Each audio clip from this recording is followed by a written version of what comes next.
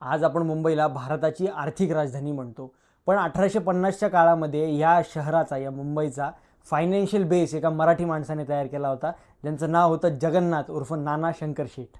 Just माहितीसाठी सांगतो, strategic investment हा शब्द नानांनी 1850मध्येच ओळखला होता. जेव्हा इंग्रज भारतामध्ये रेल्वे घेऊन येणार होते, त्यावेळेसच नानांना कळलं होतं की रेल्वे फक्त वाहतुकीचं साधन नसून ते इन्फ्रास्ट्रक्चर आहे. एक असं इन्फ्रास्ट्रक्चर आहे जे भारताचं नशीब बदलू शकतं. नाना शंकर शेठ हे ग्रेट इंडियन पेनिन्सुलाचे सर्वात पहिले भारतीय संचालक होते.